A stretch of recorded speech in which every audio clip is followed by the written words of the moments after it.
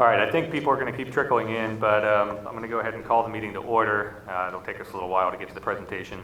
In any case, before we get started, I wanted to take a second and say this has been an incredibly tough day for myself, and I know for many in our community. If you haven't heard, we had a high school junior pass away yesterday. And I know this is a member of our community that many of our school community has known well. This is hitting everybody very hard. So I was hoping, I'd like to ask you all to take a moment of silence with me before we start this.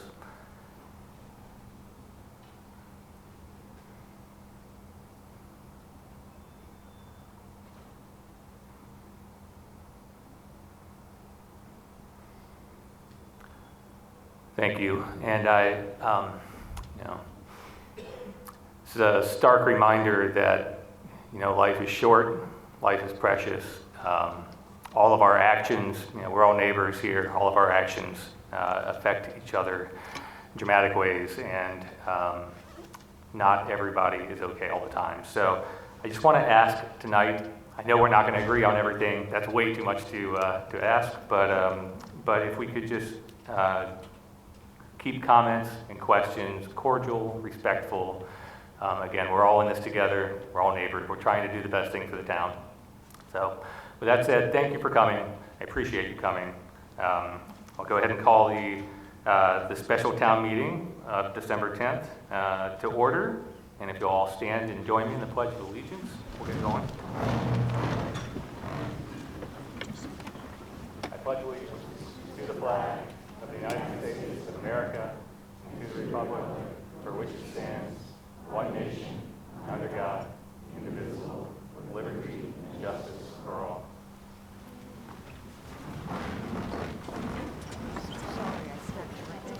At this time, I'd like to call for a nomination for a moderator for this meeting. The motion is a nomination for Brian McDermott. Can I have a second? Second. All in favor? Aye. Congratulations, Brian.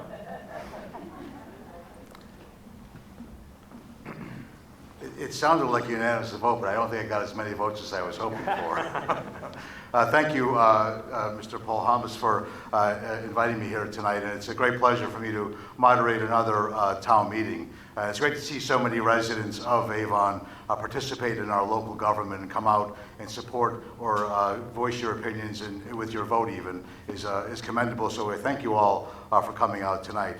Now, being that your vote was unanimous tonight on my moderating this meeting, you have all unanimously put me in charge of running this meeting effectively. I'm here to try to be a gatekeeper, try to make sure the meeting runs smoothly. I don't have a side in either way it goes. I'll have a vote as a citizen, but my job here is make sure things run smoothly. We're going to have a presentation, and we'll have a great presentation that's been prepared for you to listen to, and then you'll have your time as citizens to be able to comment and be able to have your point of discussion on the proposal tonight. We're going to require that people speak for no longer than 2 minutes and come up to the microphones at the end of the presentation. I'll remind you about this again as we get to that point in the meeting. But you'll have the opportunity after the presentation is made to have your thoughts heard. So with that, I would like to say that our Nick Hogan is our town clerk, and I asked him to be the clerk of the meeting, and I would ask for a motion to waive the reading of the full call of the meeting from someone. Ann Clark? I made a motion. Thank you. Is there a second? Second from Houston Putnam Lowry. All those in favor say aye. Aye. Motion is adopted. I'd like to call on our Town Council Chairman, Mr. Paul Hamas, to present the resolution. I'd like to make a motion that the reading of the resolution entitled Resolution Appropriating $3,187,000 for the acquisition of real property and the renovation of the facility and authorizing the issuance of $3,187,000 bonds of the town to meet said appropriation and pending the issuance thereof, the making of temporary borrowings for such purpose, being presented to this special town meeting as stated in the notice be waived, and that the full text of the resolution is made available to those in attendance at this meeting be incorporated into the minutes of this meeting. It's a motion to waive the reading of the full resolution. Is there a second to that? Second. Second by Mr. Putnam Lowry. All those in favor, say aye. I would like to call on Mr. Polhamus to make the presentation. I believe the town council is going to sit in the seats. Yeah, at this point, town council can go down and sit in the audience. We'll come back up for the Q&A.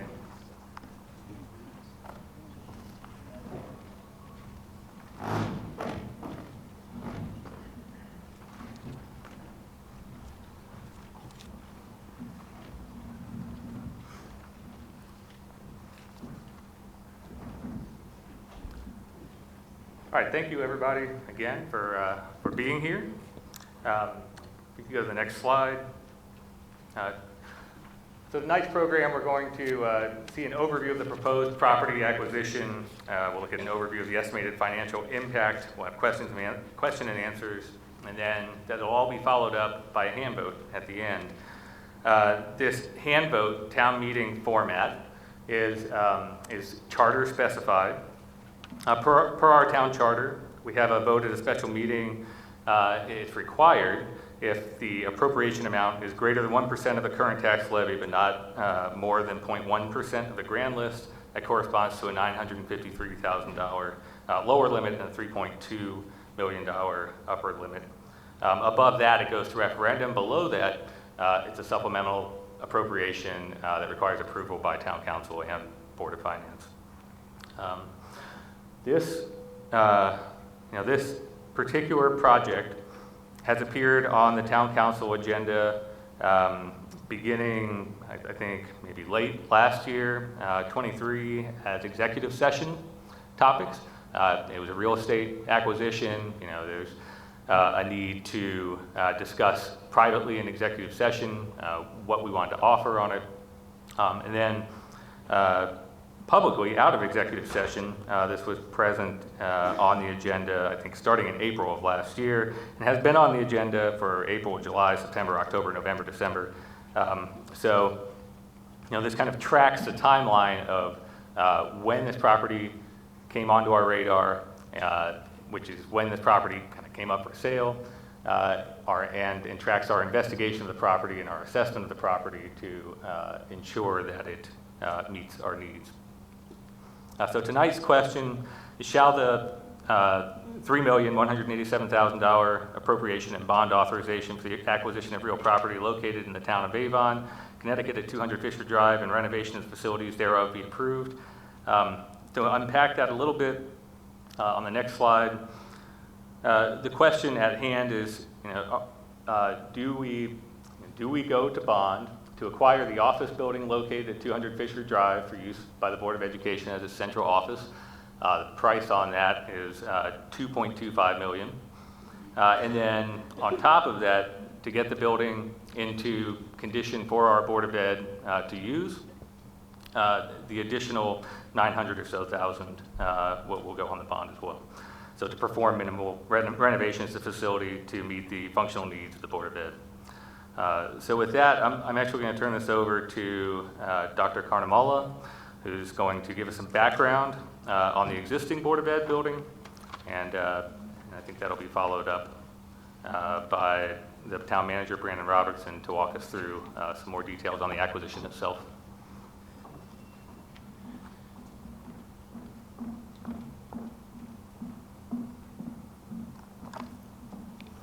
Good evening, thank you. By way of a little bit more background than what you can read on the screen, so that I'm not reading to you what's on the screen. In 2018, when I was brought on board as the superintendent after an interim superintendent had been here, one of the first things that was explained to me was that the town and the board had been looking for a piece of property to move the Board of Education offices to since at least 2012. That was a part of the direction I was given because when we were talking about budgeting and capital projects, we were asked not to include capital projects for this building that weren't absolutely necessary because the building was in a state in which it was seen not to throw good money after bad, so to speak. So over the years, I can tell you generally speaking, before the time that I was here, that I believe the previous superintendents and town officials looked at 6 or 7 properties that were deemed not feasible. In the time that, since I came on board, I believe we have looked at 4 and gone through the process. Brandon may speak more about this, on one in particular before this one that was also deemed not feasible. Over the years, it's been either cost prohibitive, too much space, too little space, too many renovations needed, whatever was deemed along the way, each one of those other properties. So fast forward, and we are here, and the town had already asked for a feasibility study to be done.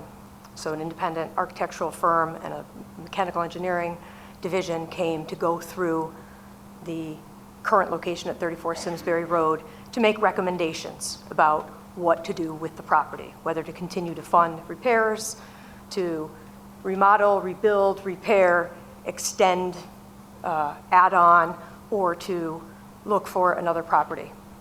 And so that is the process that we went through with the firm that was, the independent firm that was hired with the town.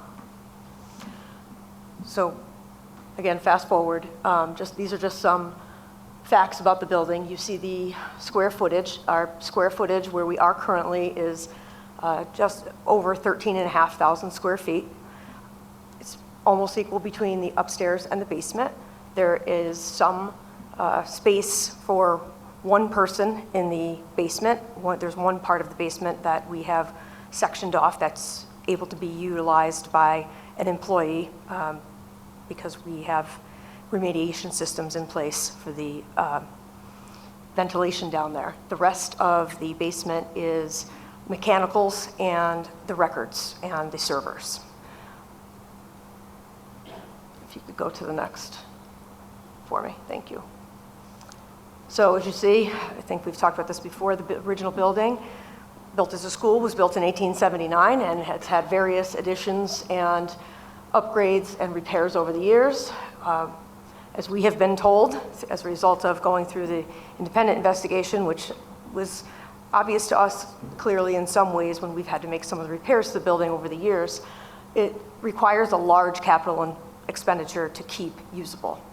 And so as we looked forward, we were making whatever repairs we might be able to do that were necessary. And for example, we had an electrical problem earlier this year that had to be repaired. We had to evacuate the building as a result of it. We had flooding that has occurred numerous times over the years from the outside and also from pipes because our steam boiler is as old as it is and has not been replaced. Thank you. Thank you. I was looking out trying to see if they could hear me. Thank you. And finally, one of the most important pieces to us at present, and this just happened to coincide with this process in some ways, luckily, I guess, if we are going to look forward at potentially purchasing the property, the state of Connecticut passed a law effective this year that has specific requirements for the heating, ventilation, and air conditioning systems of school buildings, of which the offices that we are in are considered a part of. So we do not have ventilation requirements in the building for those, and that staying there without making those upgrades will impact our ability to have staff in the building and also any students, which we do have in the building more often than you might think, via registrations, testing, and so forth. Sorry, trying to dual take here. So these are the projects that were identified by the independent firm that did the feasibility study. And as you can see, the capital expenditures that we were told the building would require to be able to bring it up to code, including ADA compliance and electrical New electrical, heating and air conditioning, some of the structures that are rotted, is over $4 million as an estimate. We were asked to provide some of the pictures. I'm not sure how much justice they do it if you are with us in the building. We've done our best to make sure that the building is usable by the people and safe for the people that are working in it. So when you come through the upstairs and you come and visit some of us that may be there, or employees come in and out of the benefits area, payroll, benefits, and so forth, we've done our best to keep that up to the standard that looks like it ought to be for the residents, community members, family members, and students to come through. We've painted, we've kept the carpet clean, we've put up partitions where they were necessary. But the bigger problems, as you can see, we have not worked to address except in emergency situations. Our issue with ADA accessibility has presented itself more than once, I can say at least in the time that I've been here, and mostly it has been with employees. Anyone who requires any extra equipment. So someone has surgery and they have a scooter for a foot, for example, cannot utilize the bathrooms in our office. If you are in a wheelchair, you cannot utilize the bathrooms that are in our office. When we have had those issues with parents or community members coming in, we work to meet with them somewhere other than 34 Simsbury Road.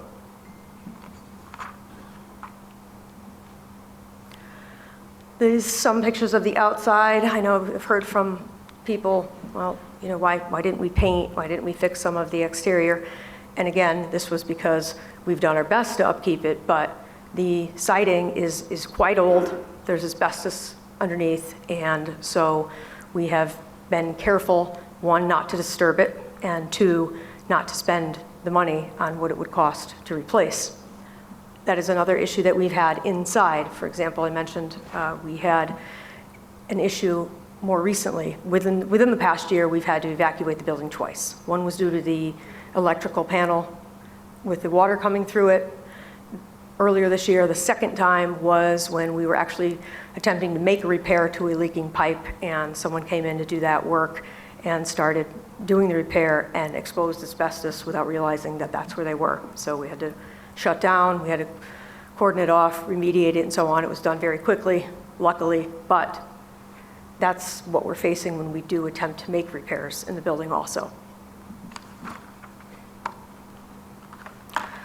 I know there have been, I think that's it for my portion of it until we're at questions. I know there have been some questions about how many people we are talking about working there, moving to the new building and so forth. I'll just speak briefly to that because I had heard some of those already and had spoken to some folks about that already. The list identified of people that would move to this building was done by the architectural firm, talking to anyone who works not just in our office, but within the school district. So I'll give you an example. There's a bus driver courier that's on the list of the 33 people that were compiled. Obviously, our bus driver, who also functions as a courier, does not have office space at 34 Simsbury Road, but it is a home base for people to come, to punch in, to punch out, to take breaks if they need to, in kitchen, so forth, and pick up paperwork. The majority of folks that work at 34 Simsbury Road are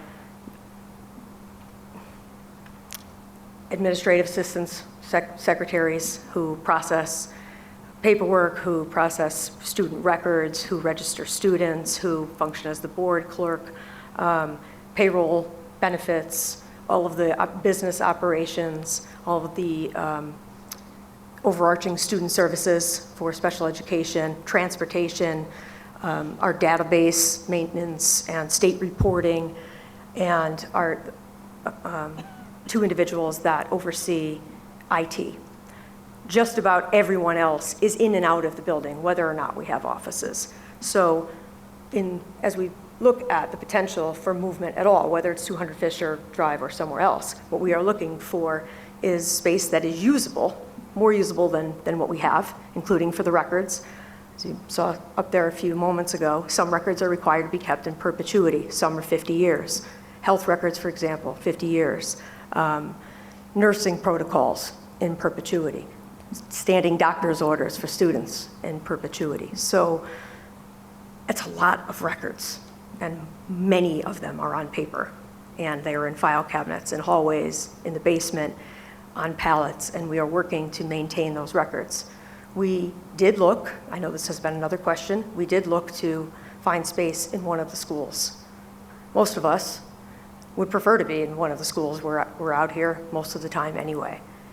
Some of that is limited by what we need for fiber connectivity and security for networks related to payroll and employee and student information. They may not all be able, those divisions may not be able to find space even temporarily in a school because of their requirements. However, the firm also went through all 5 schools because we were looking at feasibility for enrollment projections for the space utilization in all 5 of the schools. And we were not able to identify space to come out to the schools in. If we could have done that, we would most certainly have done that already. And I will pause there. I'm sure there may be more questions for me, Brandon, and I'll return when and if you need me to do that.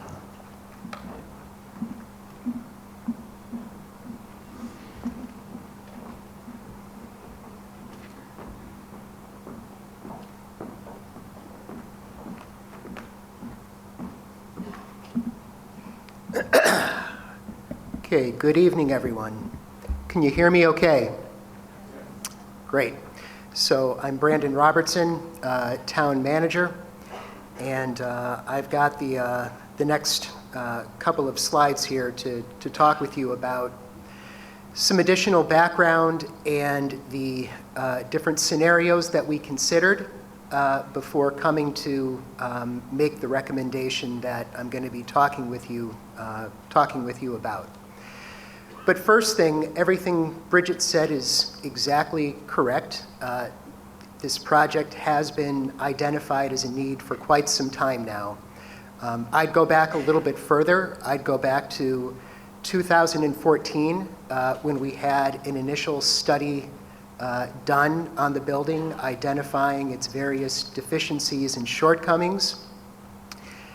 It was a result of that study that the need to find a solution for the Board of Ed Central Administration Office was picked up and reflected in the Plan of Conservation and Development that was updated and adopted by the Planning and Zoning Commission in 2016.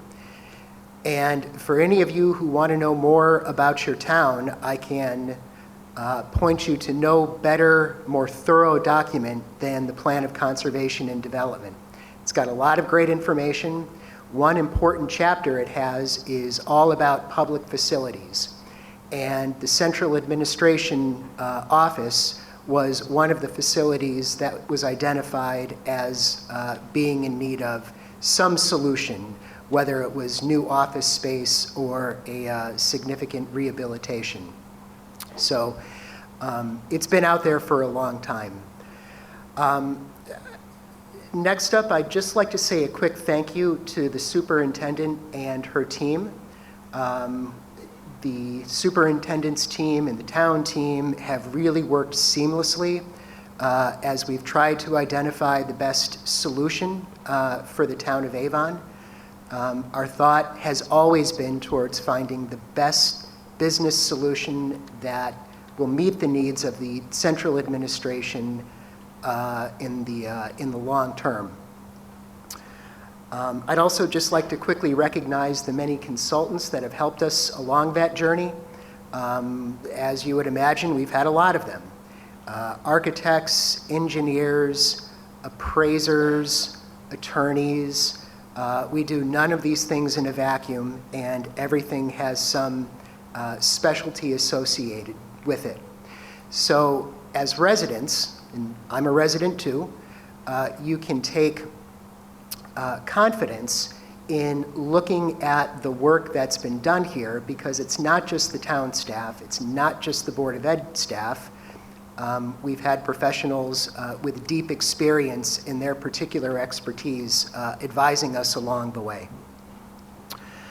So, having said all of that, what I'd like to do first is just talk with you a little bit about some of the different scenarios that we considered before developing the recommendation that you'll be acting on tonight.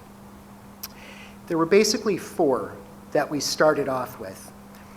The first one has a 1A and a B component, and it was to, or is to, renovate the existing building, renovate and expand the existing building, because even with the renovation, it still wouldn't need the space, meet the space needs of the Board of Education in the long term.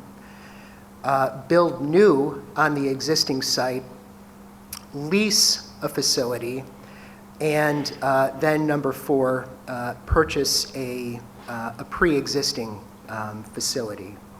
So what I'd like to do, if we can go to the next slide, is I'd like to walk you through in some detail as to how we approached and what our findings, or what our assumptions and findings were for each option. As you heard from the superintendent, we're off to a rough start because of the condition of the existing building. It's unsafe, it's not up to code, it's not healthy, it's not fit for purpose.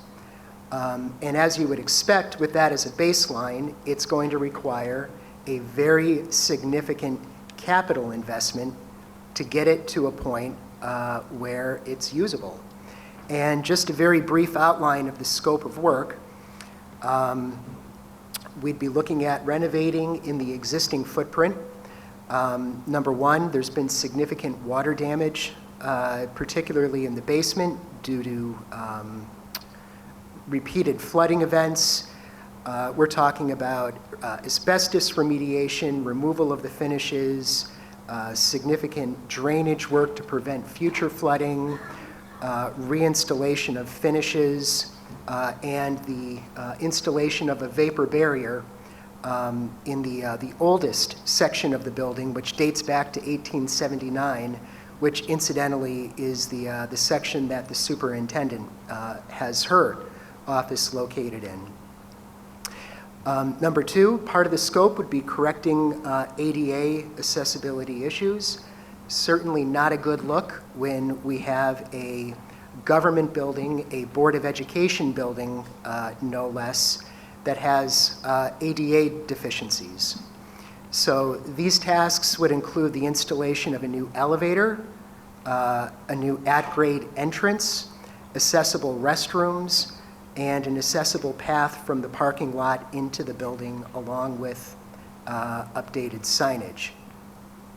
Additional capital improvement requirements would include new mechanical and electrical and plumbing systems. That's the acronym MEP.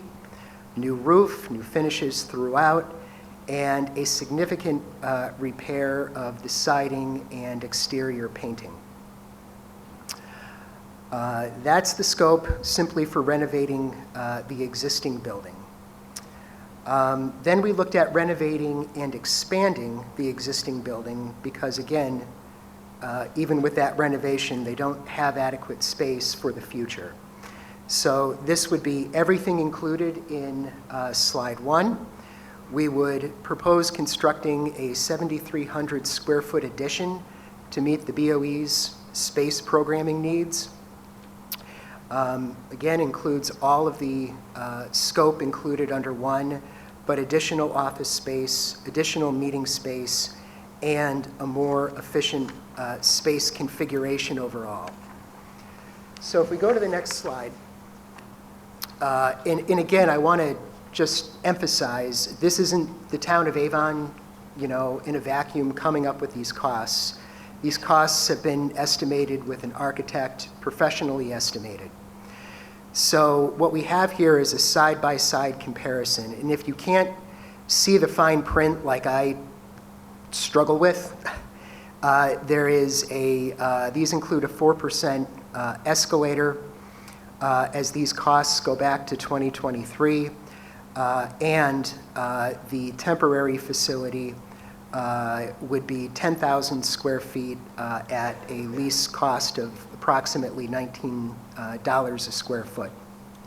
Does not include moving expenses. So just to kind of take this from the top, the renovation, option 1A, the straight up renovation work is about $4.6 million. The site improvements, $250,000. FF&E stands for furniture, fixtures, and equipment. That's about $150,000. A&E, that's architectural and engineering fees, little over $500,000. And then we have the temporary facility, which they would need to continue their operations while the site is under construction. So the grand total for option A, as you can see, is about $5.7 million. So then we move over to option B. And basically, it's option A with the renovation of the existing space, but it adds the addition. So everything is just more. The expansion, that's about $3.8 million. Site improvements is $400,000. FF&E $250,000. A&E fees go up to $850,000 because of the additional square footage, and we're still factoring in a temporary facility at the same price. But you can see when you get to the bottom, it's just over $10 million. So those are options 1A, 1B. Again, the idea is that for 1A, we renovate what's there, and for 1B, we renovate the existing building and we include an addition. So that was our first crack at this. The next idea that we investigated was option number 2, which was building on a new site. So based on the space needs analysis that had been conducted, we figured we would need approximately 18,000 to 20,000 square foot of office in storage space to meet the needs of the Board of Ed. So we used that as a starting point, and basically we came up with an estimate of $11,681,000 to almost $13,000. That would be building a new structure 2 stories from scratch. So seeing these numbers, we quickly moved on to try to come up with other ideas. And the next one, which seems to have generated the most interest, as far as I can tell from what I've been reading, is option 3, which is the lease option. So the idea here is that the town would find some available lease space within the community, which, let's keep in mind, Avon has a limited supply of commercial rental space to begin with, given the nature of the town. And this isn't like a business or some, state government, federal government, where you can just chase space around. I think we can all agree the Board of Education needs to be located in Avon. And that reduces the options that we have for consideration.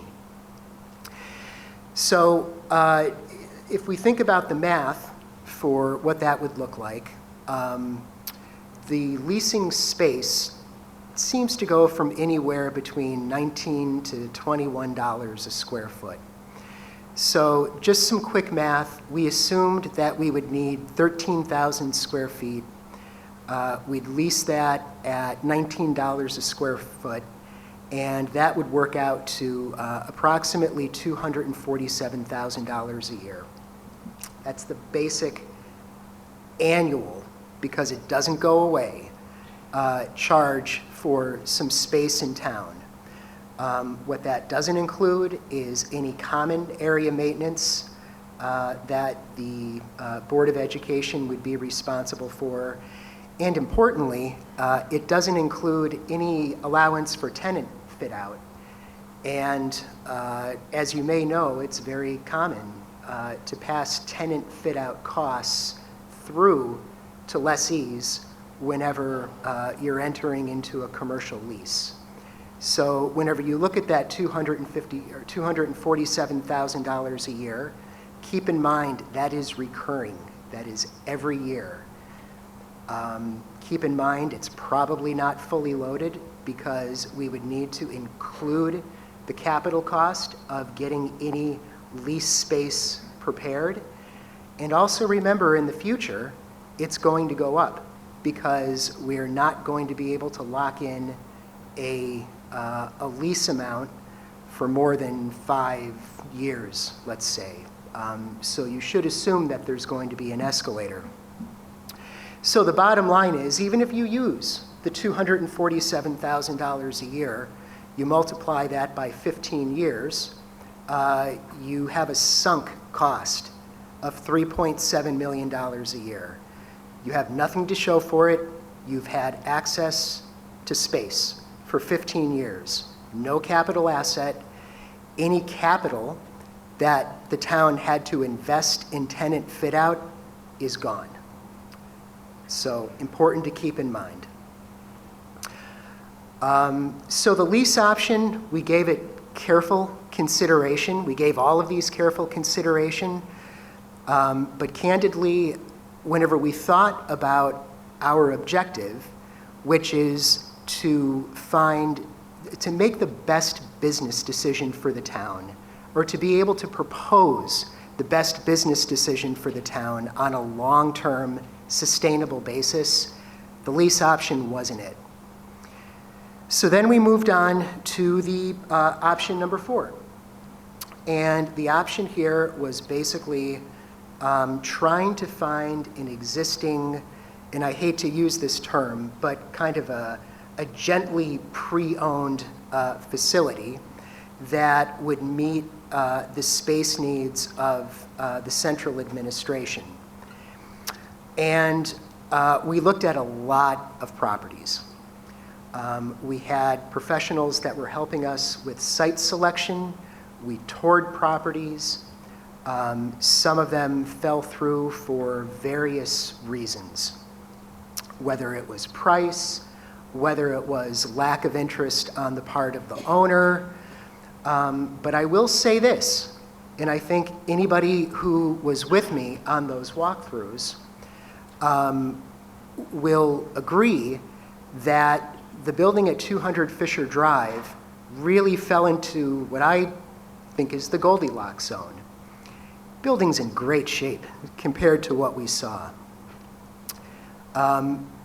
It really is ideal when you come across a building that is contractor owned. Keep in mind, a construction company owned this property. They had it built in 1986, and they maintained it very well, very responsibly.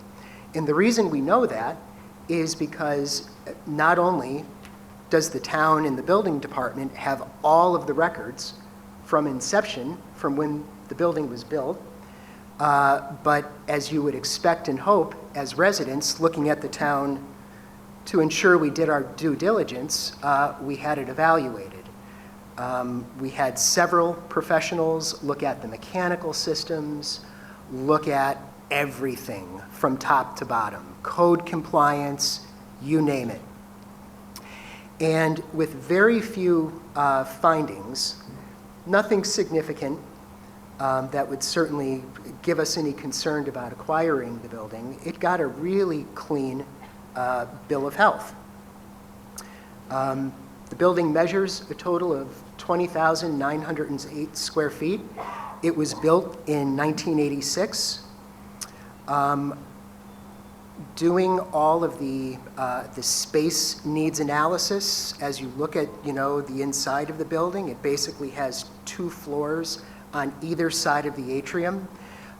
We were able to work up a floor layout where the Board of Ed would be able to utilize 13,341 square feet, which incidentally is almost exactly what they have across the street.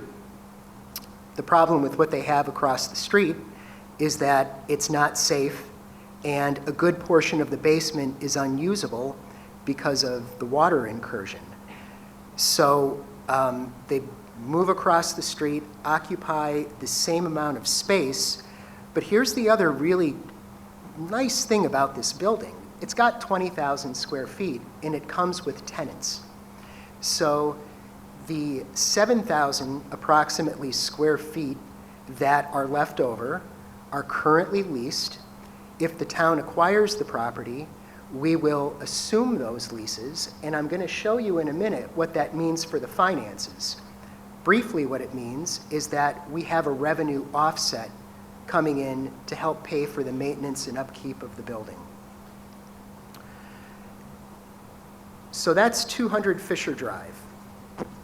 I want to show you what it looks like. Some of you might have been there before, some of you might have taken a chance to take a drive around. But this is the exterior of the building when you drive to the end of Fisher, go in the parking lot, and you kind of come in the back way, sort of heading south. The next picture is just a kind of a generic example of what the floor space looks like. This happens to be on the first floor of the south wing, and as you can see here, it's very adaptable open floor working space, which is it's just ideal for what the central administration is looking for. You can also see, if you can look clearly enough, an indication of how well this building is maintained. No spots on the ceiling, no spots on the carpet. I can tell everybody here that whenever we went and looked at other buildings, that was not the case. So that's an indication that you look deeper, of course, but this is an indication that the building is in really good shape and it's been cared for. On the next slide, I only include this to show you kind of an aerial of where it's located, and you can see kind of on the right there, that's the existing location for the central administration over there by Sperry Park. Up towards the top of the screen, that's 200 Fisher Drive, and then you can see the town offices down there, down at the bottom. Okay. So if we go to the next slide, as I mentioned, the building is in really good condition, but it's not in perfect condition. It's not in move-in condition for the Board of Ed. There is some work that has to be done, and I want to tell you that when we started thinking about how to approach the renovations, everybody agreed we wanted to keep it to a bare minimum. So the guiding principle here was to do the bare minimum of what it would take to make this building code compliant and operational on day one, so the Board of Ed could hit the ground running. So what that required was some renovations in the west wing, which is one of the areas that the central administration would occupy.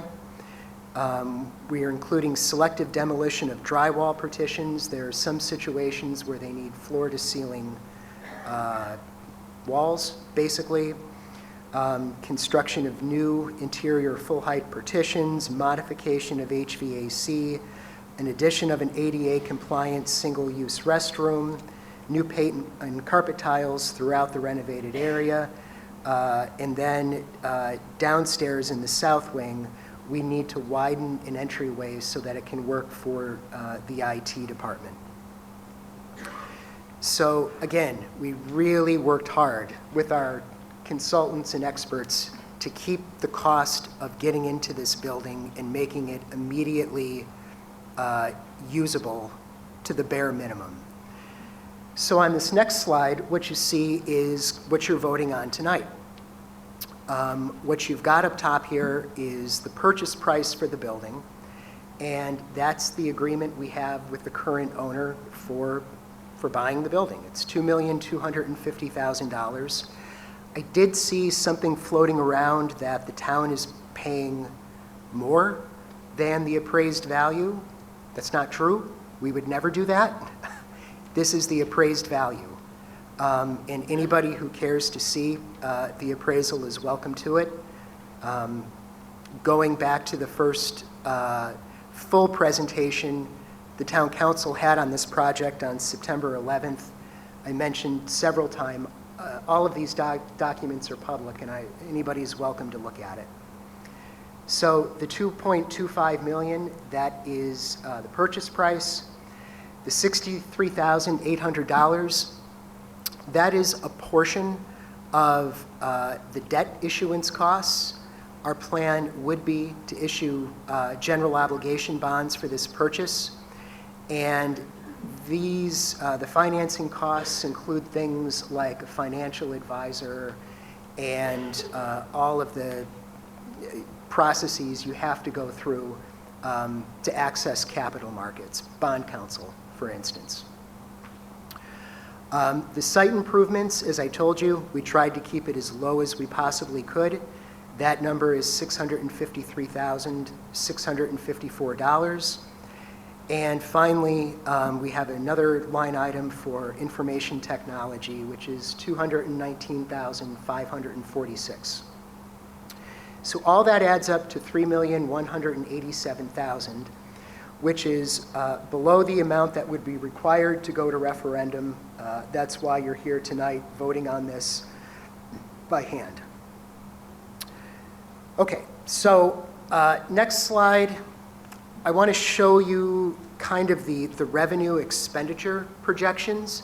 You know, as I said, the thing that's unusual and unique about this acquisition is that we are purchasing it with leases. So what we did was we put some projections together to give the public an idea of kind of what this might look like. So what we're calculating is that we'd have gross lease payments of about $129,802. We've made an allowance for non-collectible of about $9,600, which would leave us a net lease revenue of $119,401. And we're basically plugging in a Board of Education contribution at this point just to match what the expenditure line item works out to. So we're looking at a BOE contribution of about $34,509. You can see from the notes, if you can read them, note 2 indicates that for the current year, the Board of Ed is paying $107,000 for the building that they're in. Bridget's team can speak more to that, but it's not efficient. Their utilities costs are through the roof. Everything is expensive. So you can see there that based on this anyway, the cost to the Board of Ed in their operating budget decreases. And then whenever you look at the expenditure projections, we've got utilities, we've got the management and administration of the site, we'd have the lessees in the building professionally managed, repairs and maintenance. These are things like custodial and groundskeeping. We have a line item for property insurance, and then some small amount for capital reserve, replacement reserve. So, you know, it is a building. It's only prudent to have some money laid aside just in case, you know, some piece of equipment breaks. So based on our projections, which are based on information in the appraisal and other data that the assessor's office has access to, we feel that this is a pretty good projection of what the revenue and expenditure picture is going to look like for this building, at least for the first year. That's a lot of information. One question that came up almost immediately when we started talking about this was what happens to the existing site? It's amazing. I read what's flying around in people think a decision has been made. It hasn't. No decision has been made about what's going to happen to that existing site. What we're going to have to do is take a step back and evaluate options. That's how Avon does things. It's how we approached the acquisition or the finding a solution for the central administration building. There are going to be a lot of competing interests. Maybe it's a green park, maybe we sell it, maybe it's housing, maybe anything, I don't know. But what I can tell you is there will be a process and there will be public input, and you will see that play out at some point in the future. But I just can't tell you what's going to happen to the site as we sit here today. I want to tell you very quickly about financial impact. I'm going to have Tom DeStasio, the finance director, tell you about the tax impact, and then I'm going to get off the stage because I think I've been going too long. Yes, right. So, estimated financial impact. I want everybody to just take a look at this. There's an even better graphic that comes after this, but I think everybody should be really proud of this chart. And this chart here is the result of a lot of really disciplined planning over many years and many different town council and board of finance members. And what you see here is something that many municipalities would they'd salivate over this. Look at how our debt's dropping off.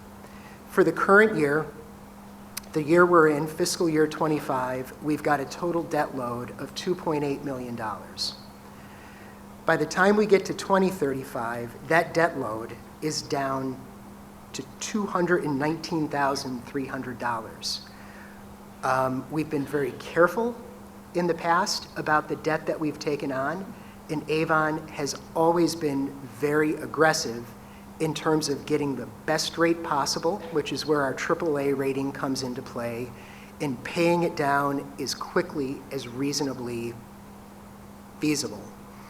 This is the debt that is paying down acquisitions for a lot of services and amenities that you all probably take advantage of, like the Avon Free Public Library, the turf field, and there's also some old Avon Middle School, Avon High School renovation debt that's burning off in here because we did a refinancing a couple of years ago to take advantage of lower rates. The numbers tell one story, but whenever you look at this next slide, you can really see it in terms of a chart, which I think is more powerful. That first kind of bar there, that's the current fiscal year. The blue is the outstanding existing debt service. That's the debt service that we are obligated for. We're stuck with it. We got to pay it off. The red little part of the bar there, that is approved but unissued debt service. So there are basically two projects there. One is the Public Safety Communication System project. A very small part of that debt has been issued, but now that we're rounding towards the end of that project, we expect to be going to the market shortly, perhaps even if this is approved with the acquisition of 200 Fisher Drive, to issue that debt. And then the other debt that is approved but unissued is $3.431 million, and that's for the fire apparatus that were approved at this special town meeting, I think it was 2 years ago. That's a little bit further out. We don't expect to be able to take delivery of those trucks until June of 26.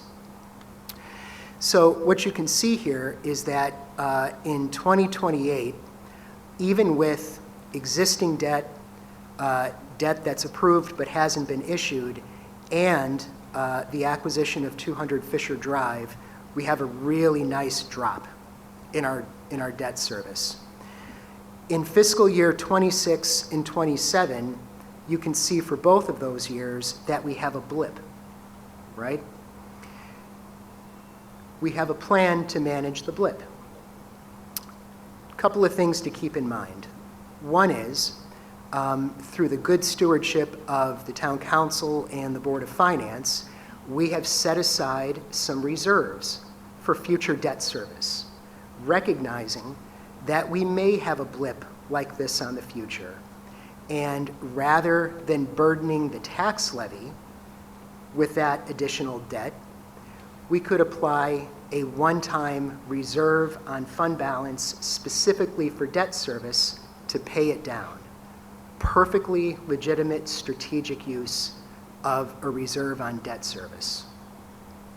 The other thing here is, and I can't take full credit for it because this goes back to Board of Finance before me, you know, the Tom Harrisons and people that were here whenever I first came on board. But Avon has been on a long decline in terms of our outstanding debt service. And early on, we came up with a policy and a practice where when debt service declined year over year, we would capture that debt service in the capital budget. And keep in mind, the capital budget, as opposed to the operating budget, is basically the budget that you use to acquire equipment and facilities in road maintenance. Those would be the three most important things that it's used for. So rather than losing that debt service, we capture it in the capital budget. When you look at our tax levy over time, it's a pretty steady percent that goes between debt and capital. The bottom line is that we could also decrease our capital budget whenever we have spikes in debt service to offset the increase in debt service without impacting the levy. The whole idea is we're trying to smooth all of this out. So, I've gone on way too long. One other thing I would throw out is that in terms of the cost of this facility, we did, as we often do, we did long-term debt projections, most recently back in March of 2023. And that's basically where we work with our outside financial advisor and we come up with some ideas, some guesses about what kinds of capital projects might be on the horizon that would require debt service, and when might they be done, and how do they fit in with our overall debt service curve. So the bottom line is, whenever we did that planning, we were using a $5 million amount for some solution for the central administration building because we didn't know what it was going to be at that point. So it's nice to see that looking back to 2023, we actually overestimated what the cost would ultimately be. I'm going to have Tom walk you through the tax impact.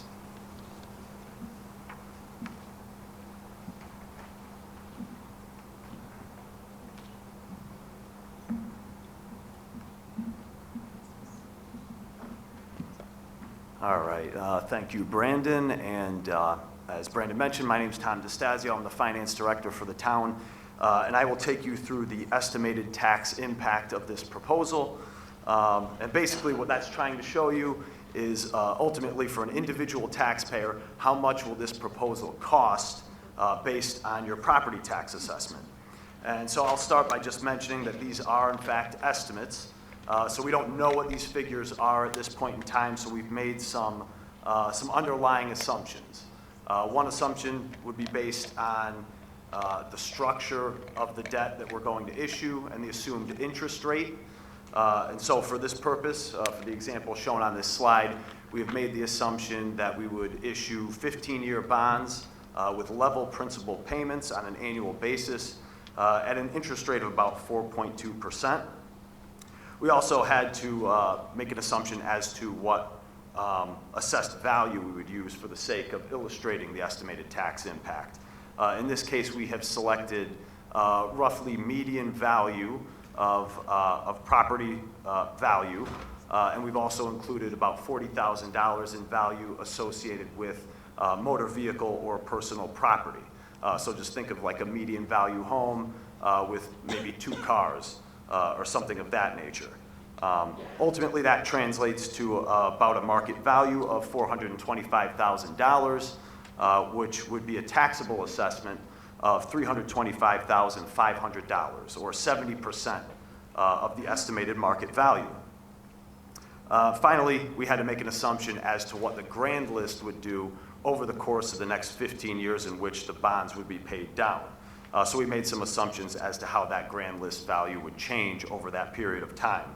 And ultimately, based on those assumptions, the estimated tax impact for a roughly median value property with a taxable assessment of $325,500 comes out to $419.78. And so that equates to $27.99 on an annualized basis. That is not spread evenly over the course of each of the next 15 years, but if you were to average it out, that's what it would come out to. So the next slide is going to present a summarized version of the same information, but it's going to give you a couple different values. So we're going to see the 25th percentile, 50th percentile, and 75th percentile of the town's grand list values. And so that comes out to one example of an assessed value of $238,000, the 50th percentile value, which we just showed on the previous slide, and then a value of $448,000, which represents the 75th percentile. And you can see that those total costs over the course of 15 years would range between $306.94 to $577.76. And you can also see that the average per year costs range between $20.46 and $38.52 for each of these assessment values.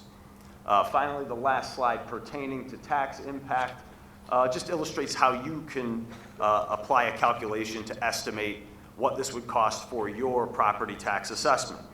So if you took your assessed value and multiplied it by the factor shown on this slide, that would give you an estimate for what the cost of this proposal would be to you over the course of the next 15 years. Another option you would have is to go to the town website. If you were to navigate to the assessor's office department page, there is an interactive tax impact calculator available where you could input your assessed value, and the tax calculator would show you ultimately what the tax impact would be for your property. So I may have stayed under 2 minutes, but that's all I have, and I will turn it back over to either Brandon or Dan to wrap up. I just wanted to say thank you for your time. Thank you, Brandon. Thank you, Tom. Thank you, Bridget.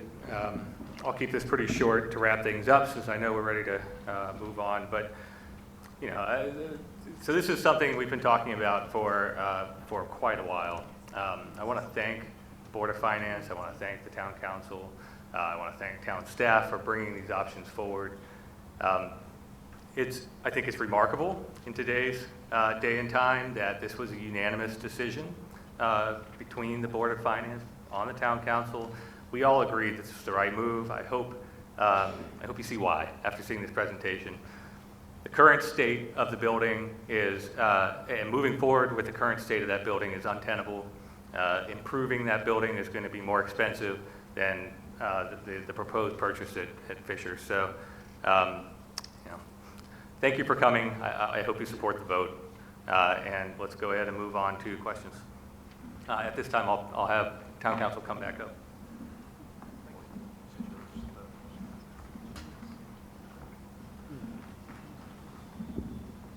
Thank you, Dan, and everyone for that, for your presentation. It was very well put together. There are comments from the other town officials in town. Deb Shute is the chairman of the Board of Education. I think you would like to say a few words.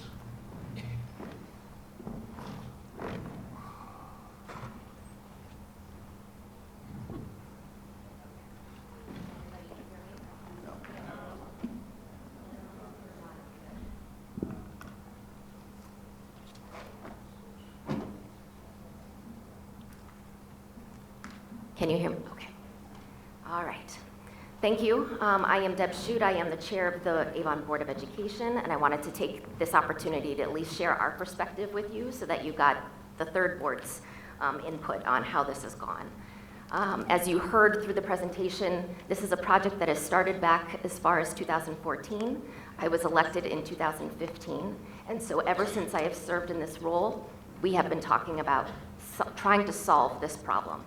We have been incredibly patient over time. We are clearly limited by what's available in town. We can't look for buildings elsewhere. They must be here, and it only makes sense because we have a very involved administrative staff that needs to have access to our students. We're in the people business. We all take our role very seriously. There are 9 of us on my board. It is bipartisan. By unanimous vote, we all agreed this was the best decision moving forward. Our priority is our students and our staff. And I will tell you, I've had many sleepless nights knowing how bad they've been working under these conditions in that building. I am forever grateful that no one has been harmed. We've come close. I'm grateful no one has gotten sick from working in this building. This is our responsibility to take care of our staff. So I just want to be clear that we have lived through other options that didn't work out. This is the first time it's ever gotten this far where our board actually had a say in agreeing to moving it forward to the town. We had a conversation in a meeting, multiple meetings, but we finally took a vote, and we said we all agreed unanimously to move this forward to the town council. Town council supported that decision, moved it forward to the Board of Finance. Everyone on all 3 boards has acted unanimously. We are incredibly efficient in how we try to operate. In doing so, we've moved our registration process to our central office location. I don't know how many of you moved to this town because you wanted to go to the schools here. I know that's why my family moved here. I've raised 3 children through all of our schools. The first location where you register your child is in our central office. This building is untenable. It's irresponsible to keep our people there, and frankly, it's unethical at this point. So what I'm asking you is to please understand that everything that's been presented to you, we are finally at a point of a solution. We are being fiscally responsible by taking this opportunity. The amount of money we would be throwing away by putting more Band-Aids on that building is wasteful. So please take that into consideration. Understand people first. And the way people feel when they work in town matters to me, and I hope it matters to you.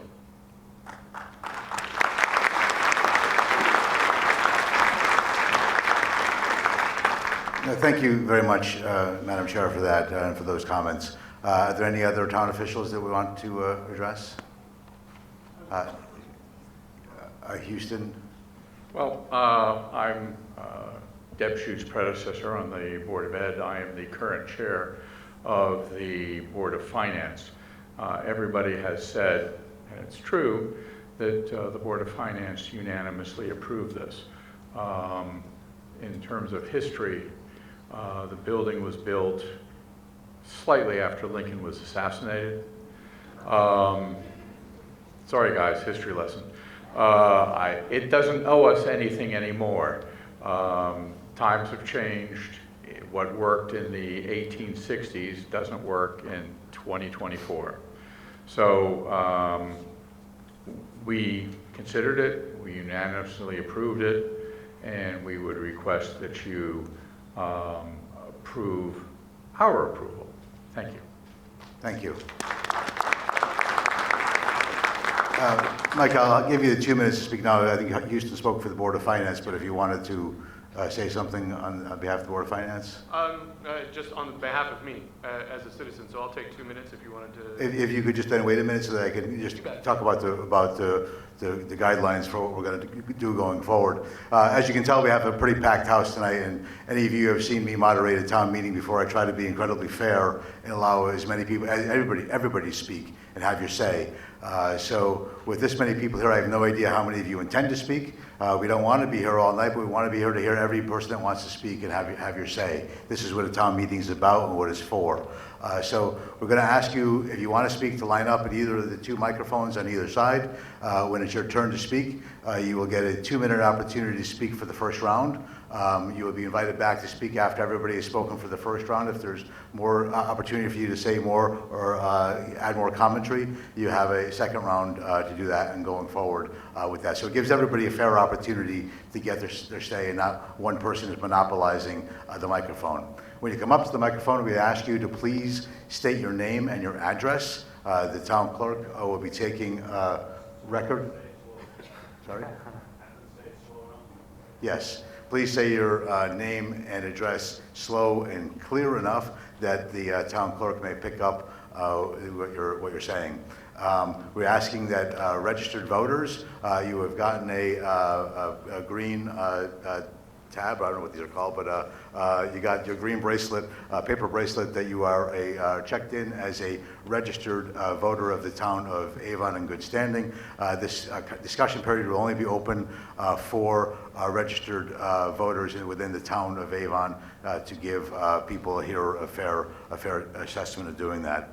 As moderator, you remember I was voted in unanimously earlier on the meeting. I have some discretion. So I want to try to move the meeting along as quickly and efficiently as possible, but again, giving everybody the opportunity to speak. This isn't a big question and answer period, so we're not talking about how many file cabinets there are or going back and forth to having minutia of things. We want to be able to have an opportunity, if there are materially important factual questions that we wanted to get addressed, it's at my discretion to be able to see about answering those effectively for you. But as has been stated, a lot of this has already been in the public record, and there are ways to get those answers. So we want to be able to have an opportunity for you to be able to speak and get your thoughts out there. I think those are the comments I had before we start. So just one thing at the end of all discussion, when we have several rounds of people discussing, we're going to have a vote tonight. This is a very democratic process, and it's an old-fashioned kind of a town hall, come to the town meeting kind of atmosphere where the residents come together on this night and vote on this issue, and we go home tonight knowing what the results are on this very issue. Because there are so many people here, we usually do this by a show of hands. I don't want you to be keeping your hand up all night, because that could be difficult to be counted. So we're going to ask for the ayes and nays, but we're going to ask people to stand to be counted. And the registrar of voters will ask for the yeses first and then the noes. And the registrars will count the votes and will tell you to sit when you've been counted. So if that makes sense and works well for everybody, that's how we'll proceed. So let me just, are there any questions on the process of that, just quickly, that? Brian, before we jump into questions from the audience, I think Margaret had a few statements you wanted to. Oh, I'm sorry. That's Yes. okay. Is this on? Okay. Just, it could be that other people in the audience have the same situation. I have two conflicting concerns that I've been struggling with over the past months that this item has been developing. I think that the current Board of Ed administration central office building is in dire condition. And the other is that the rent versus buy and the related financing options to resolve that issue is a little bit of a struggle. There's been some contention among many people about this in-person yes/no hand vote decision. I hope that since we're all Avon neighbors, that no one will get upset about how other people vote, nor judge or make assumptions about their reasoning for voting that way. And then just a reminder that the in-person hand voting period is kind of like the proverbial 75-foot marker when we do the around the ballot voting, where politics is kept at bay and where everyone feels assured that each vote in this room has equal weight.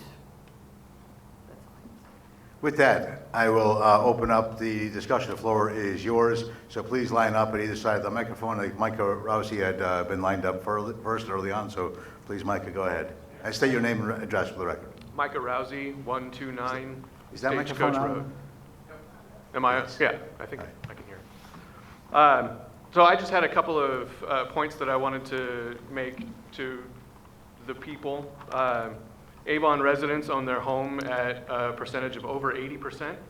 And I'd bet those who don't, or those who rent, would probably like to own. The town has a great opportunity to plan for the long-term future here. owning real estate for the long term is a pretty good idea. Debt is not always a bad thing. It's strategic. Smart money moves with good credit take advantage of debt opportunities, especially if you plan to live forever.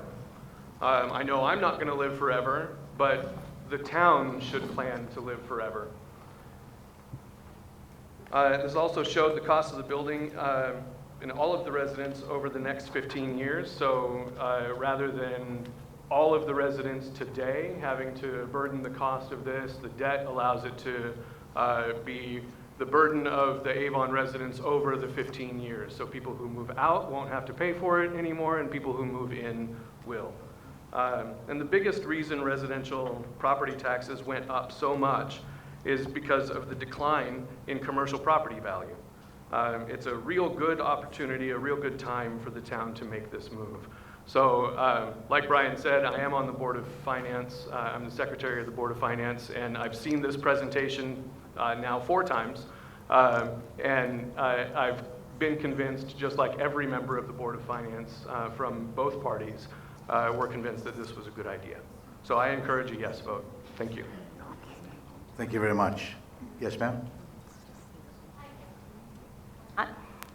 Is that better? Yeah. My name is Carolyn Collins. I live at 9 Parkview Drive. And I guess my one big question for all of you, the one thing that stuck in my mind is that you've known about this since 2014, am I correct? 2014, that's 10 years ago. Not about Fisher, but we've known about. No. I'm talking about the decline of the building we have right now, which has been said we can't fix it. It's, oh, everybody's going to die if they go back to work.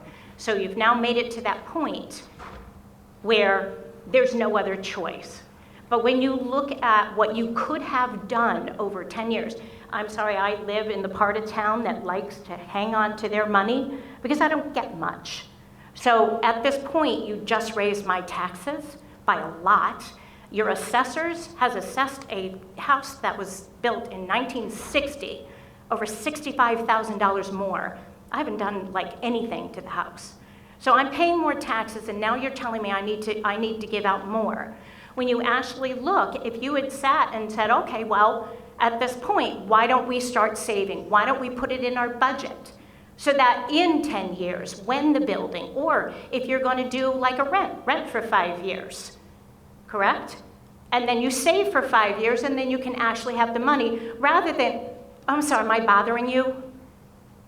So the point is that now you're coming back to us after raising our taxes, knowing that our building has been deteriorating over and over and over. So I'm trying to figure out why you didn't do anything before.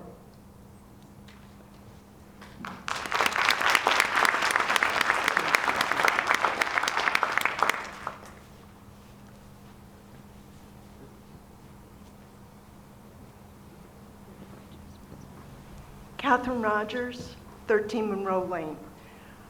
First of all, sincere compliments, and thank you. Could you just please move a little closer to the microphone? Thank you. This better? Yeah. Okay. I compliment everyone who worked on this. I don't sorry, that's envy not for you. anyone this project. That said, my concern is that we're taking a taxable property and putting it into a tax-exempt status. As I understand it, municipal buildings are not taxed. So while we will have some tenants and a portion of the building will be taxed, we're going to take off and move into a tax-exempt status. From a business development standpoint, I'm not sure that's the way the town wants to go. I'm not hearing an alternative, and certainly driving around town as you, I haven't seen one. And I feel bad that I can't offer a solution. I wish I could, but on principle and in good conscience, I can't endorse taking a taxable property and turning it into tax exempt. I'm sorry.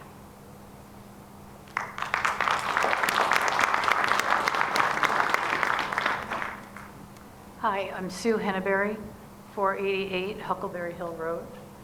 A couple of quick questions, and I apologize if I missed it in the reading. One is, if we purchase this property in January, that's midpoint in a fiscal year, when you have the tax chart, and you're starting work and incurring costs before taxes come due, I just have a question about that bridge there.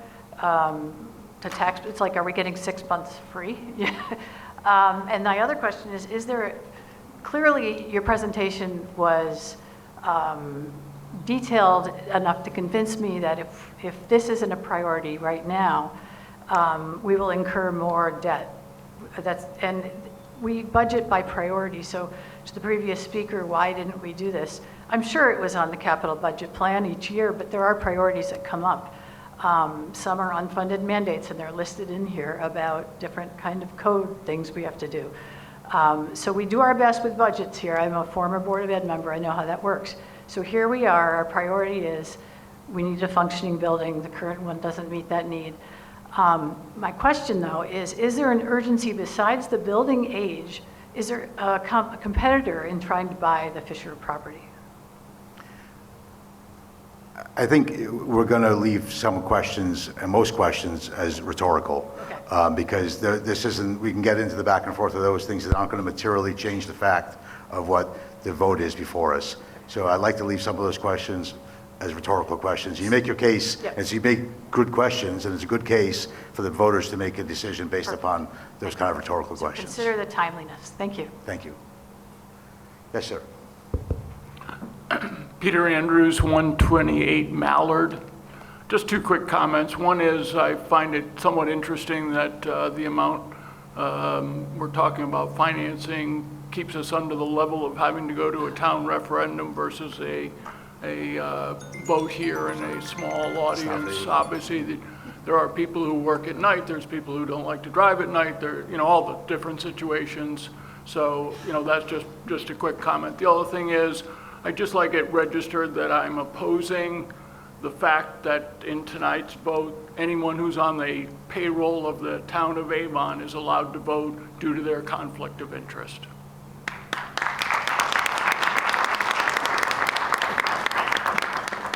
Yes, sir. Hi, I'm Ted Kuziak, 30 Steeplechase, Avon. I was on the building committee and on the library board years ago when we were expanding, and we used 34 Simsbury as a storage unit, and back then we knew it was a problem. I understand that we're going to move out of that, we're going to move on. What I don't know is what are we going to do with the building? Because we're still talking about getting out of it, but we don't know where we're going with it. So is that building still going to stand? What's the long-term plan for that building?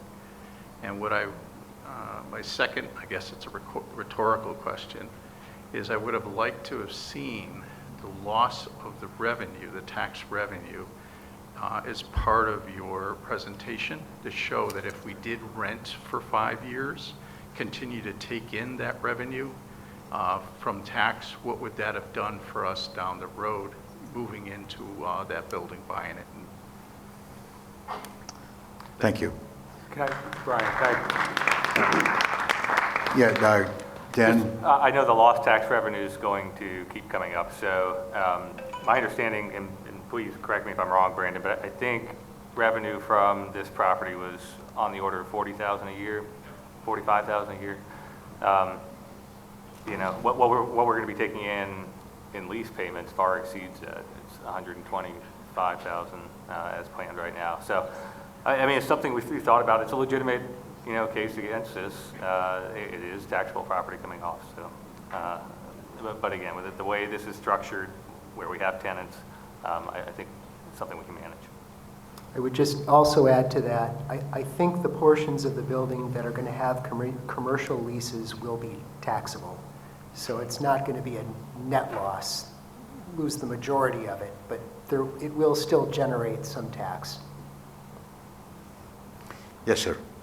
Tom Casson, 385 Waterville Road.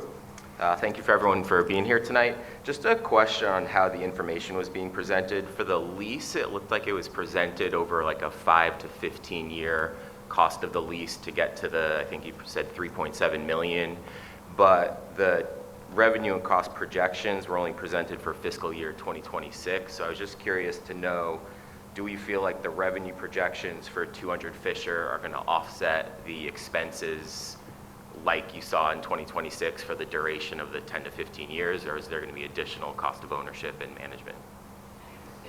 Is that getting into minutia, Brandon, or is that? Well, I would say that I couldn't exactly hear what you were asking.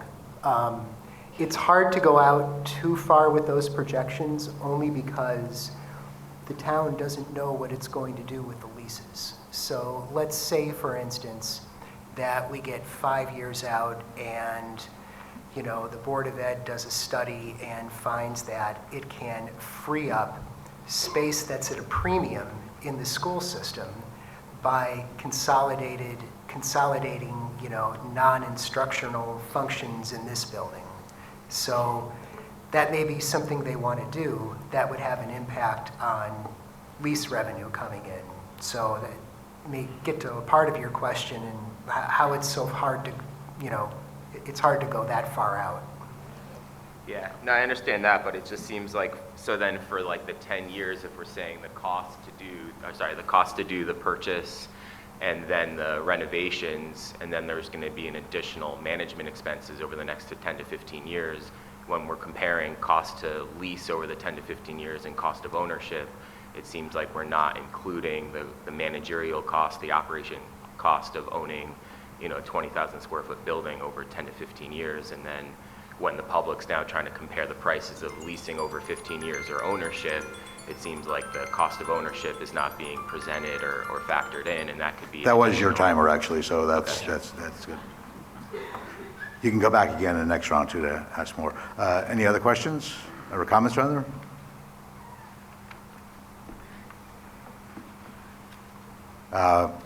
Okay. Saved by the bell, Chip. Hi, I'm Chip Walters, and I'm 56 Stony Corners Road. Could you move a little closer, Chip, to the Yeah, mic? I'm here. Yeah. Just pointing over that way so you can get mine.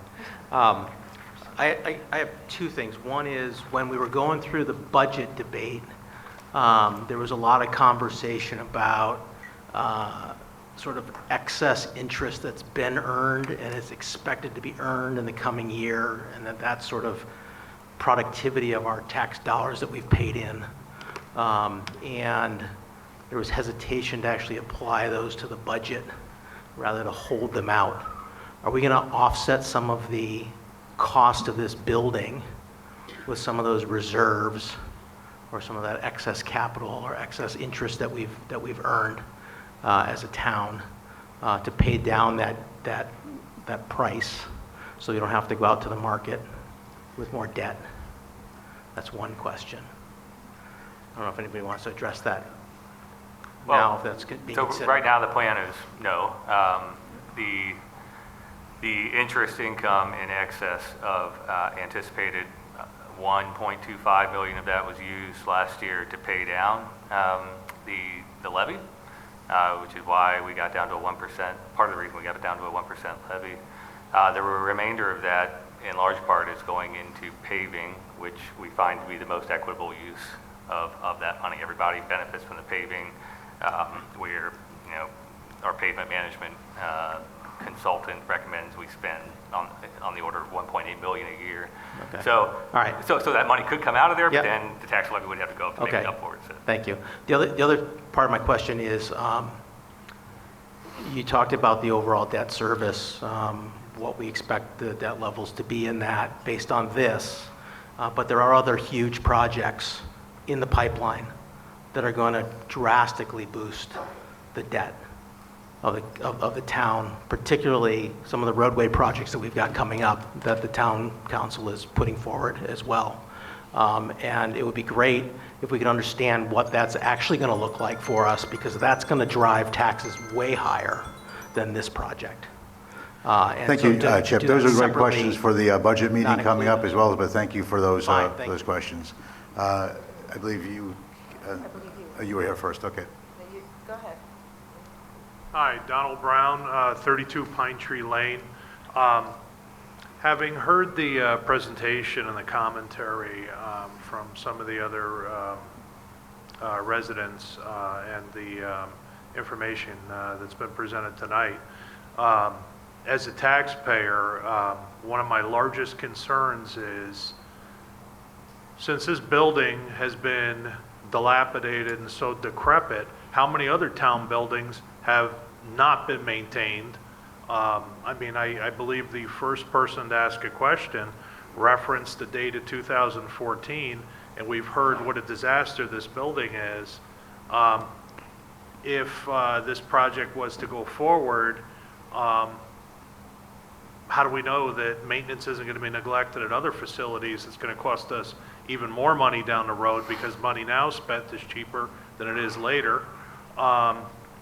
And the other issue is, how many other buildings are going to have to be replaced or facilities renovated? And who's going to want to buy a building that may be a toxic facility at this point, if those statements were anything other than hyperbole?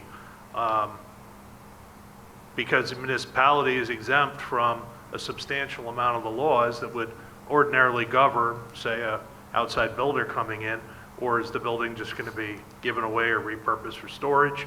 I think people would like to know, because the costs going forward are going to be significantly higher, because obviously if one building was dilapidated and not maintained, there's probably several others. So, you know, that's what I'd like to know. Just, your time is coming to an end, but I'd like to use my discretion as moderator to say that the vote tonight is on this building that we got before us. So the other buildings coming up in the town will be for another day or another meeting. And also, I don't know of any other buildings in town that are 150 years old. So I think we're okay with those. But this vote before us, in fairness, the motion before us is for this particular building. When other buildings come up for a vote, we'll have a similar public hearing where you can address those, and you can address those other concerns. This is for everybody in the audience. You can address those kind of budgetary concerns at the budget meeting as we come forward on an annual basis. We have those meetings and opportunities for public hearings for people to come and address those concerns for the maintenance of the rest of the town buildings, roads and bridges and the like. But tonight's discussion is on the Board of Education building. But thank you very much. Yeah, it was more of a rhetorical question. Thank Sure. you. Yeah. Good evening. Yes. My name is Alma Carew. I'm at 3 Brent Haven, and I am for the proposal to purchase the building at Fisher Drive. We can all agree that the current building is in deplorable state, and something needs to be done. Of all of the recommendations or all of the possibilities, the purchase of Fisher Drive seems to be the least expensive and most effective way of using a bonded purchase to make the safe movement from Simsbury Road to Fisher Drive. It's very important that we don't have an electrical fire, more floods, or any other health issues, or ADA issues. The other thing is that, getting back to the bottom line, which you've so efficiently shown us on some of these, is that the cost over time per household is likely to range anywhere from $20 to $40 per year. $20 to $40. That's not a lot of money, even for persons who are on restricted incomes. The important thing here is that we not lose track of the importance of having a building that is accessible and will have conference and meeting space for teachers, curricula, activities, and the staff. That's all I wanted to say. Thank you. Thank you.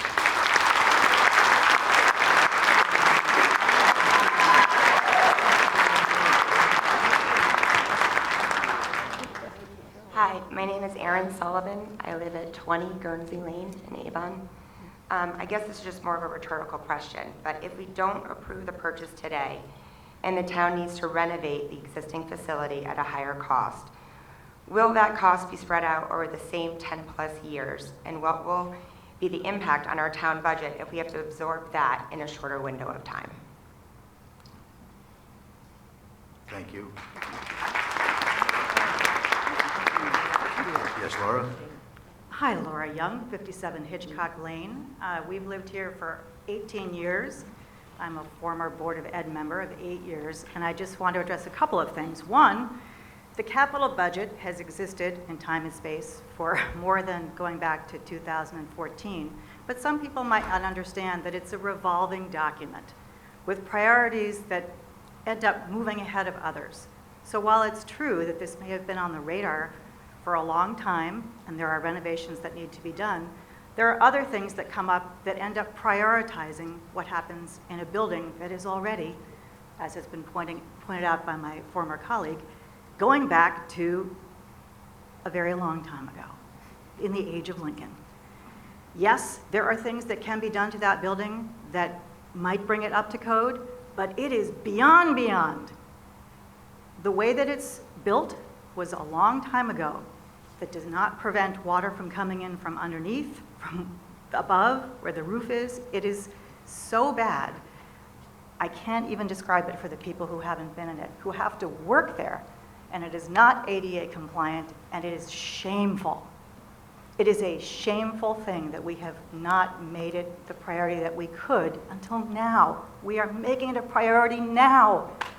Now is the time to do this right and get this done and purchase this building on Fisher Drive so that we can have this in perpetuity going forward for our town, so that for the people who live here, our property values continue to be high because people want to move here. Thank you. Thank you.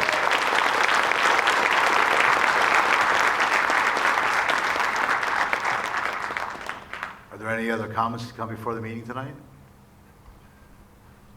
Any other comments to come before the meeting tonight?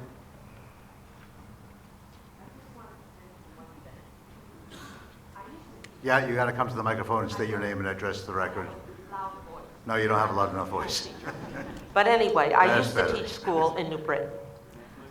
Candace Poole, and I live at 7 North Farms. I've lived here for many, many years, and I know the towpath building, and it is old and decrepit. It was old and decrepit when my daughter went here. But what I am most concerned with, and I agreed with the gentleman in the back, is that you're not going to let Towpath School just stand idle and let rats infest it and everything. No one's going to want to rent it or move into it if it's in such deplorable condition now. So when we're talking about buying a property on Fisher, and you're showing us that it's only $3-some-odd million, what are we going to do with the other property? If we renovate that, it might be cheaper only because we can't rent it if it's in such deplorable condition right now. Am I not correct? That's my only beef with this whole thing, except for one more thing. I didn't even know about this meeting. My daughter, who follows things in Canton, because she moved here from Virginia to Canton, she goes, Mom, there's a meeting, you know, a referendum on Towpath School. I said, what? I found out this morning. My neighbor found out from her neighbor who's in Florida. Why weren't we told this? That's all I'm saying. I'm going to use this as another opportunity to plug, and maybe you're going to do the same thing, to plug that the town website has every resident go sign up for every meeting it's in town. So I'm going to use this opportunity again. Maybe, Dan, you can do you know the address better, so you can do the commercial for that. avonct.gov. You can put your email address in there and pick how much spam you want or how little spam you want from the town. But I would strongly recommend you do that because, as I said earlier in the meeting, this has been on at least 7, I think, agendas for the town council this year. It's in all the meeting minutes. There are announcements that go out. I understand. I mean, it's frustrating to be surprised by something like this, but it doesn't have to be that way. Just please go to the website, sign up for the mailing list. If you prefer Facebook, there's a Facebook page for the town of Avon now that you can like and get information for. So I'm sorry you didn't know about this until today. That's certainly not our intention. We're trying to reach out to everybody. Thanks. AvonCT.gov. There you go. That's our commercial. Yes, ma'am. My question is, a lot of the information that was put forward last minute for many of us that weren't aware of it, that don't go on the website or didn't know to do that, where is it that it's coming out that we need 14,000 square feet versus the current 7,000 square feet? So in a lot of the figures that were just put in at us, it feels like a timeshare sales pitch for someone who's just coming into this, not knowing what's all behind these figures that are coming out. So when we have something like, you were saying it was 237 per year, 237,000 per year if we lease, that was based on, I think it was 13,000 square feet. Why can't we, bare bones, come down to 7,000 square feet? I think as taxpayers, we want to feel more informed with our taxes just having been raised, with what the total package of what needs to be done. Nobody wants anybody working in an unsafe building. Nobody wants that. But what are there for alternatives, and why do we have only this option when those figures aren't really clear to us as to where's the bare bones, as to if we're buying it for $2.3 million, why do we have to spend another $1 million for us to have 13,000 square feet? Records can be digitized. Why aren't all of our records digitized? Why do we need 6,000 square feet for them? So these are questions that were not being addressed. This property that we have now with the 7,000 square feet and the 6,000 square feet, where's the sales data on what we can sell it for?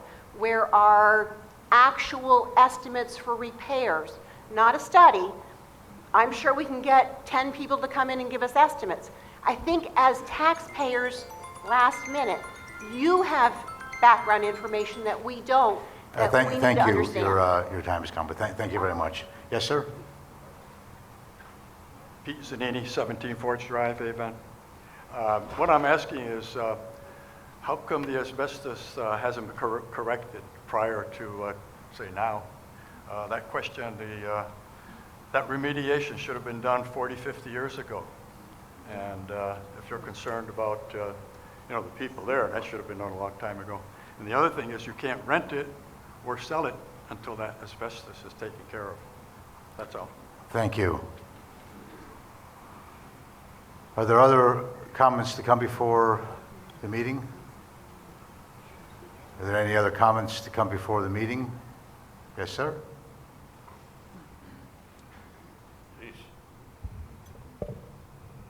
Bend over. Hi, my name is Bob Lobley. I live at 291 Old Farms Road.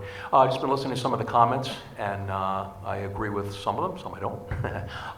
But my question is, you folks are looking to buy this building. We're going to now be in the commercial real estate business. And what qualifies us to do that kind of thing, you sort of thing? Can you actually run commercial building? You run commercial real estate? That's what we're going to be doing here, all right? We're going to double the space that we need, right? That you say we need, right? You're operating out about 7,000 square feet. You want to go to 13,000? Have you really thought of all the alternatives? Have you really thought of things like, for instance, you want to store these records? The young lady here, electronic records, Iron Mountain to archive some of your records, things like that. IT, these folks are IT folks. Can they work remotely? Do we need 13,000 square feet, or can we operate in the space that we're operating in now? And the last thing I'd like to say to these folks here, what we're voting on here, just so you know, is a tax increase. They're going to increase our taxes here, all right?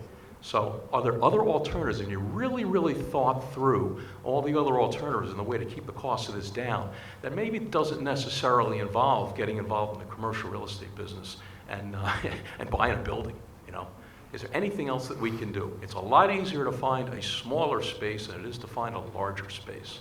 So that's basically what I have to say, and thanks for your presentation. It was very good, very informative, and allowed me to ask these questions, so thank you. Thank you.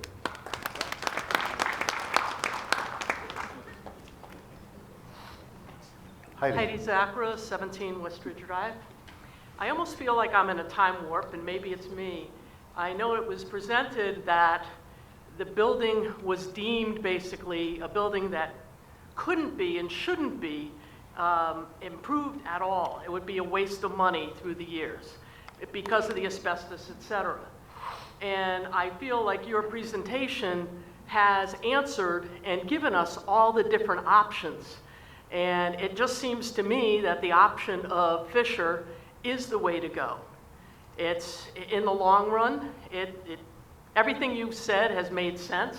And again, I don't know if I'm the only one in a time warp right now where I just feel like they've answered the questions, they've done the research with all the architects.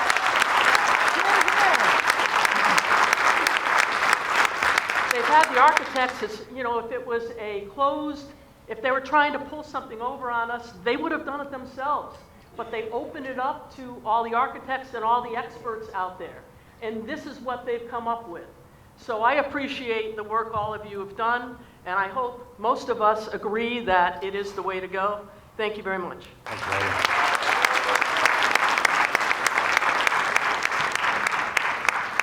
Yes, sir.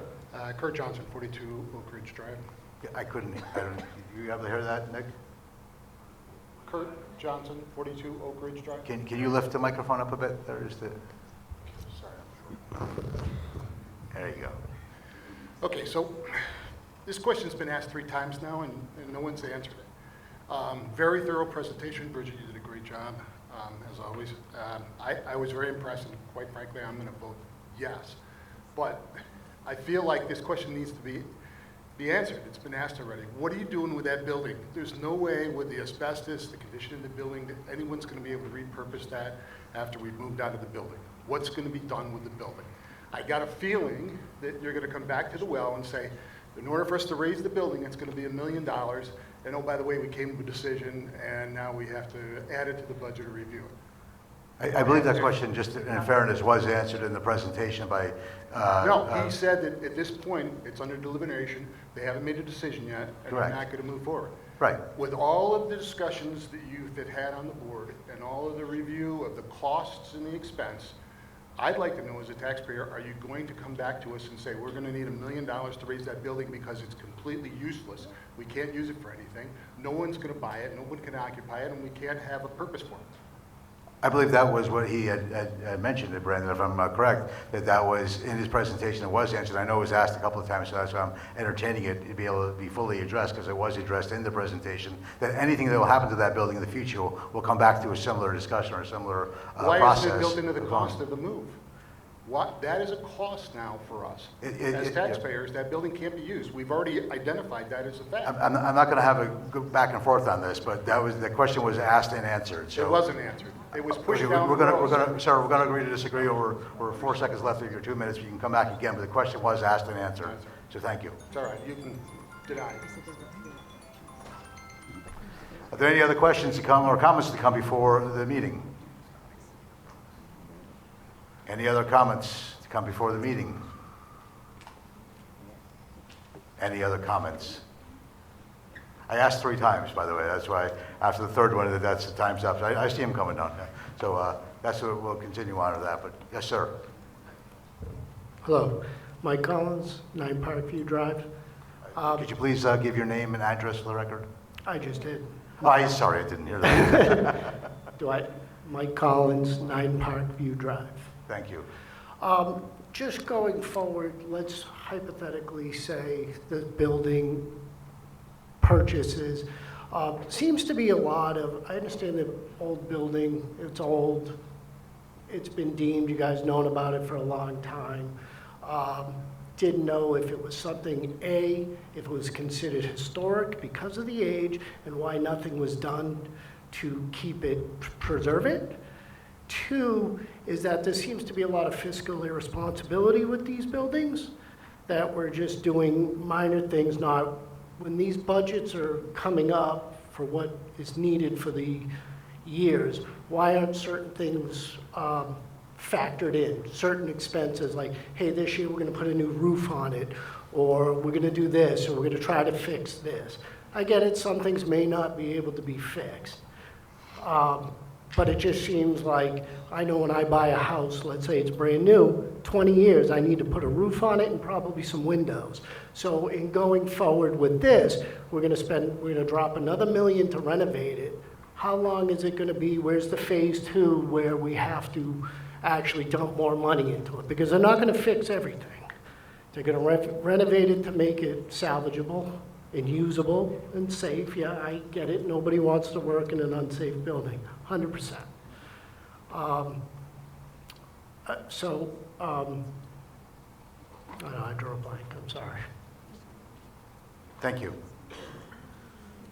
Are there any other comments to come before the meeting tonight?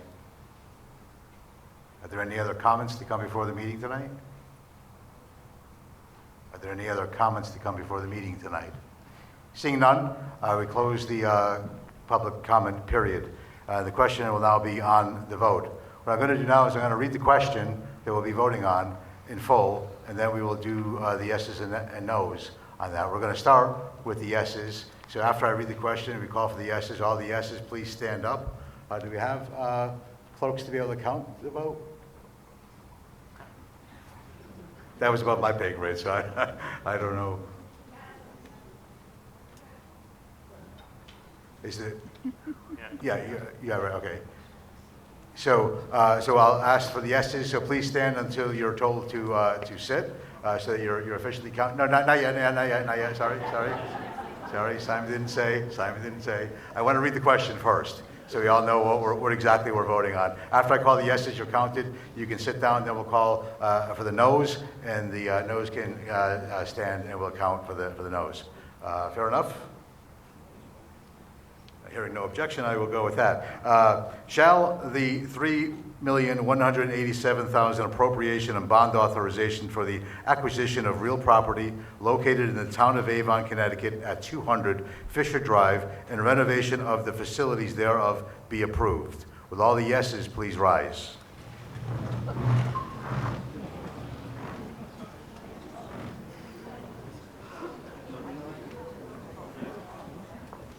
Please sit after you've been counted.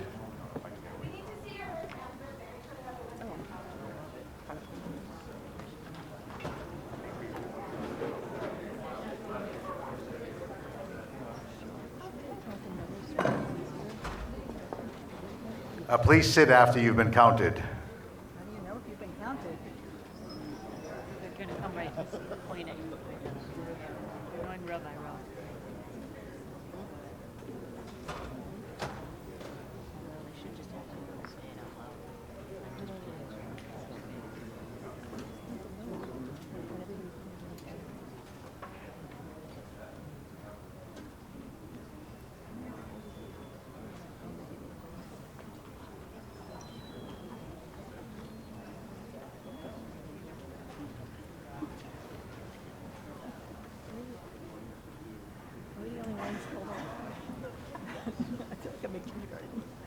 Teacher, please.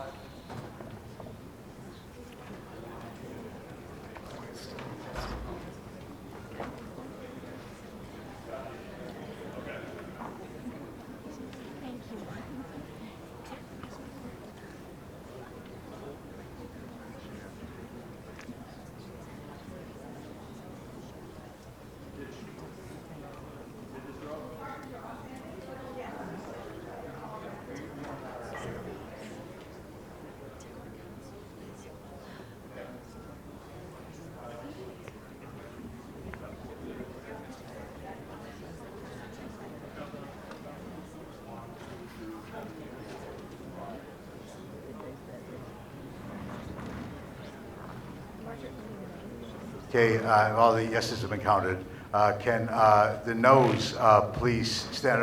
First of all, before you do, are we ready to count the noes now? You ready to count the noes? No, we count them up after we count the noes.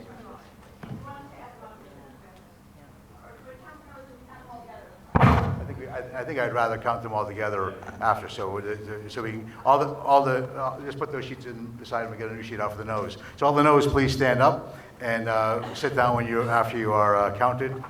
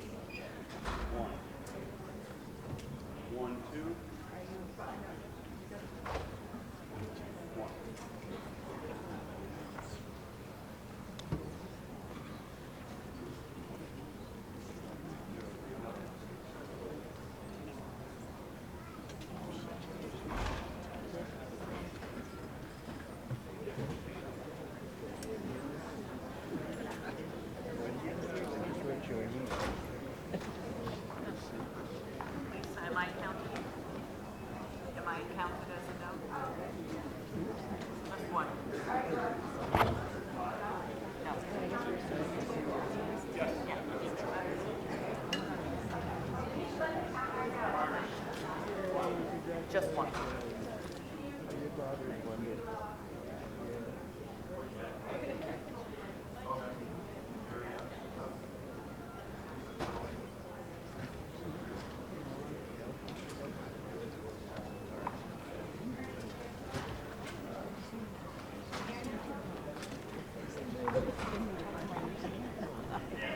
She'll text you if anything surprising happens. Hi, guys. See you later. We just want to count the votes to have an official tally for tonight. It looked like it was going a certain direction from here, but we will get an official count and announce that in a minute. The town clerk will present the stat.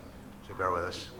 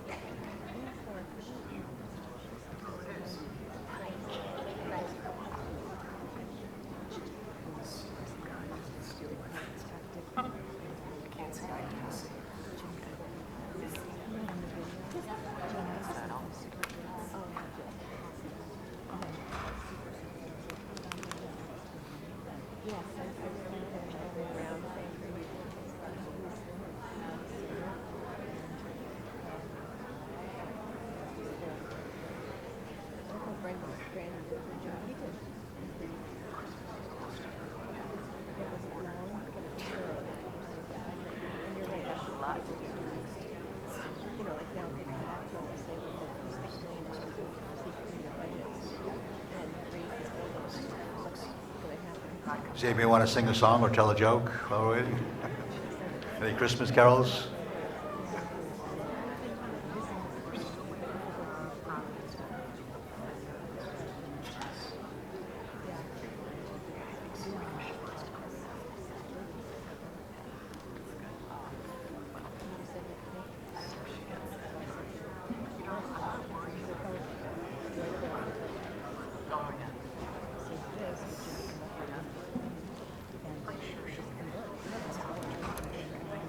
The official tallies are 199 yes and 30 no.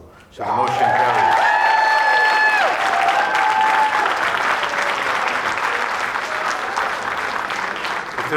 If there's no further business to come before the meeting, my reign of terror will be over, but we'll take a motion. All those in favor of adjourning say aye. Aye. All those opposed say no. Motion carries. The meeting is adjourned. You want to say hi to Deb?